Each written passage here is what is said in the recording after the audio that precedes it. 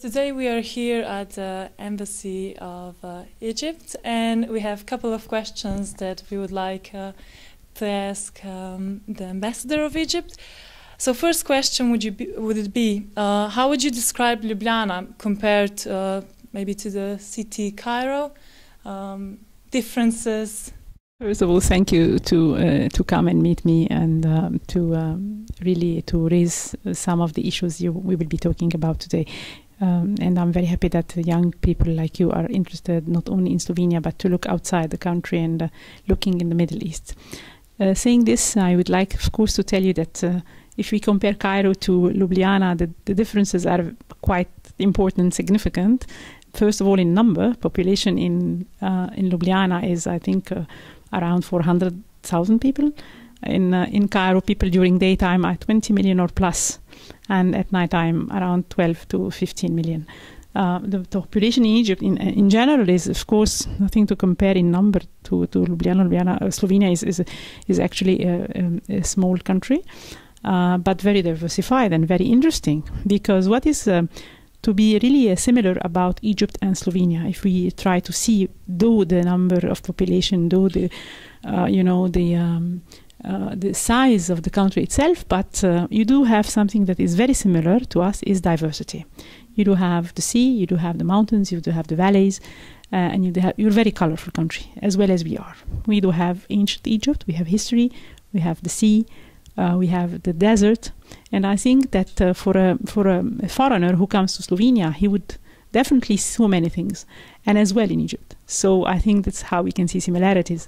For the future of Slovenia, I hope that for the coming years to come, I mean, for the openness of Slovenia towards not only the EU, but also toward the whole world, and of course the Middle East. We in Egypt, we know a little about Slovenia, and I'm encouraging the responsibilities here in this country to really invite the people from where we come from the Middle East, and especially from Egypt, to visit. And I think that the Egyptians would be very much interested to come and visit and enjoy the beautiful environment, again, the diversity of the nature and the welcomeness and the kindness of the Slovenian people, who is very nice. How do you see, or how do you think the city of Ljubljana will develop in next maybe 10 years? I'm meaning about the architecture and also maybe the lifestyle of its residents. It's a very interesting question, because I only have been here in Ljubljana for 6 months, and I've heard from my colleagues and from Slovenian and the foreign peoples before that 5 years ago Ljubljana was not the city. It developed and it evolved a lot for the last few years, and I hope that and I can see that you are willing to open more, to make it, a capital, a metropolitan capital. I mean, open for foreigners, open for diversity in colors, I mean, in culture, in construction, in restaurants even. And this diversity in everything would definitely open more the door to people to know you better, and you also to present who you are to people.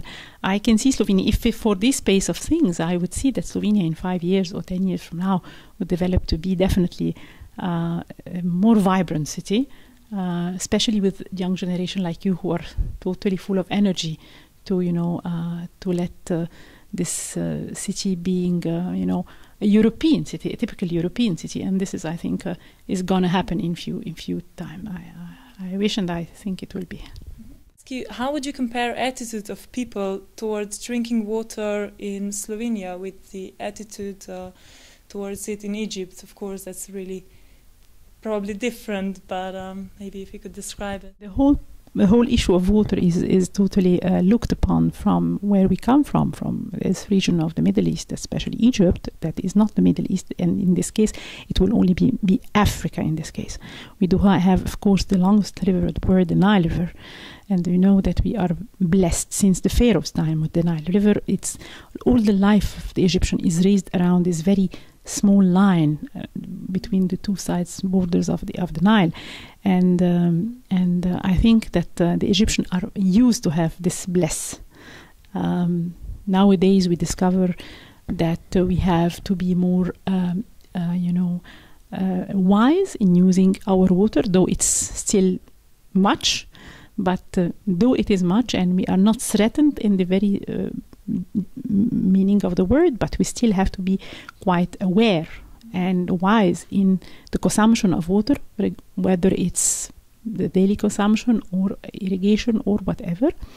Of course, if we compare the attitude of the Egyptians towards the Slovenians of consumption of water, it's a little bit different, because you have the way you get your own water. I think it's an undersurface water, and you do appreciate the value of each and every meter of water that you have. And because of you don't have this abundance that we have in Egypt, you appreciate more, and your consumption is very wise. You don't throw it away that easily. So I think that maybe the way that Egypt is looking upon to our water today, and how to really use it the best way possible, whether for the consumption or whether for the environment, should be taken from a lesson from Slovenia, I think. And I think that's how I see it, that you are doing it maybe better than us, but because you have from the very beginning less water than we do. So it's very dear and very precious. We did have this since 7,000 years ago, that this water is always flooding. So we have now, and now we realize that it's very, very important and very strategic, as we say. Also, maybe personally for you, you said you've been here for 6 months. Do you already have a favorite part of Ljubljana, maybe a place that you like, or?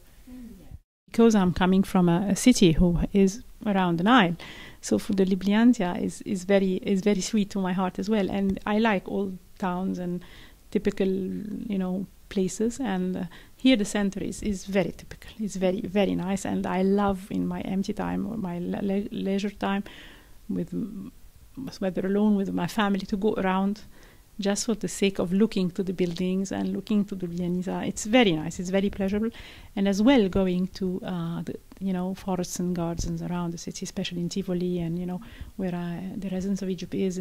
We're just in front of it, so pleasure of the green is very nice. The nature in Slovenia is of course different than the nature of in Egypt, and we enjoy looking to this endless green, and you're quite well protected environmentally wise. So this is one of my favorite things, is nature here.